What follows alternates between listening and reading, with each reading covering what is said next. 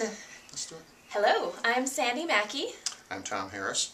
and we are going to talk to you about blogging today. Blogging is something very important for businesses right now, and Tom and I were having a conversation where we were pondering whether people know why they're blogging. So let's talk a little bit about the why. Why should someone blog? Well, I've spent a lot of years in the web development business, and the one thing that's been preached to website owners over all these years is put some new information on your website. Put new content on your website to give people a reason to come back. And prior to the advent of blogging, there wasn't really an easy way to do that, because people would put whatever they put on their website and then they go, what am I supposed to put on there that's new? I already described what my business does, and I don't know, do I just reword it or whatever? So that was a good idea, but nobody really knew how to do it. So then with blogging coming along, that's the how do you do that? How do you put new information on there? And sometimes people will say, when they're first being introduced to blogging, they'll say, I don't know what to write about. There's a gazillion things to write about. I don't care what kind of business you have. There's endless details of your business and what you do that you can write about. All you have to do is kind of get started, and all of a sudden ideas will come and you realize how much there is there, and you're never going to get it all written in the next 100 years.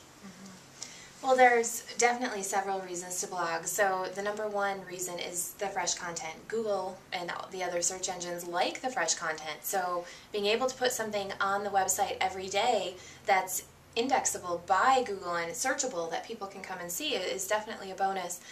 Another reason that I would say people should blog is because it can automate out to your social media accounts. So rather than having this social media out there and not quite sure what you're supposed to do with it, you can really center that and use a blog as a foundation.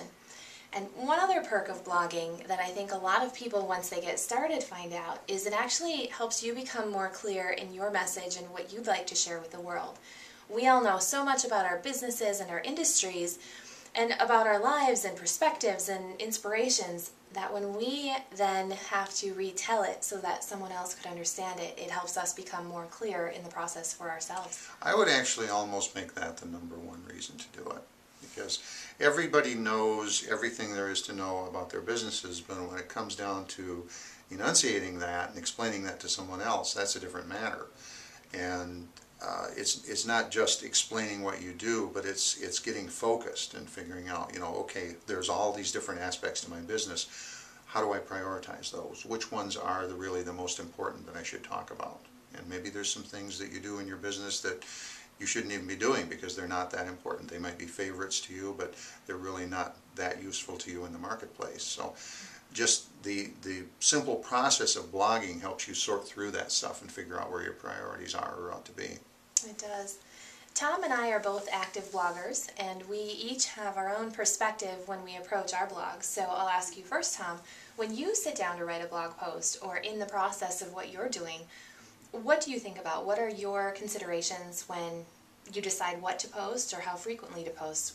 What are some thoughts as far as that goes? Well, the how frequently part is every day minimum, and the what to write about is what do I think is going to be interesting to somebody else who might be reading it. It really has little to do with what I might want to write about, because what I might want to write about is not important.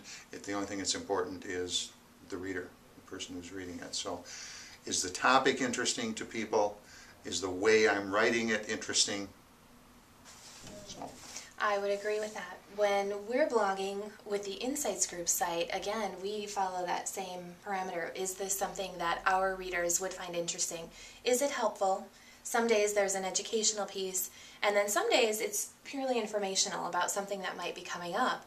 We've actually found that when the business has different target audiences, say that we have specific coaching clients or we have people that are just coming for general information, we might need to categorize the content differently. Or in some cases, if it seems like it's going to be so different, thinking about putting another blog together, if you find yourself having such a diverse offering that it makes sense to segment part of that off and really go into a niche market, is probably something that would make sense. Yeah, I think it's pretty important to mix up your topics. Like I have, as far as categories in my blog, I think I've got 8 or 9. So I try not to do 2 consecutive posts that are within the same category, or at least I make them different. But there's another aspect to that, which is the part 1, part 2 thing. There is. And blog posts should be basically short, 200 to 300 words is kind of my benchmark. But if you have something that's 600 or 700, 800, 900 words or whatever, you can split it into part 1, part 2, part 3. And that's a way to create shorter posts and more posts for that matter, and still deliver the message you want to deliver. It is. And when you do part 1 and part 2, or you link over to other places on your website, if someone happened to find your content and they click over to read that particular article, when there's a part 2, then they click and they stay on your website longer, and you have more time to interact with them. So a great practice. Right. Well, thanks. I think this was a great starter conversation on blogging. If the Insights group can help you, or if Tom Harris, your marketing coach, can help you at all, we're a phone call away, a tweet on Twitter, or a message on Facebook. And we'll be back to talk more about this later. Thanks.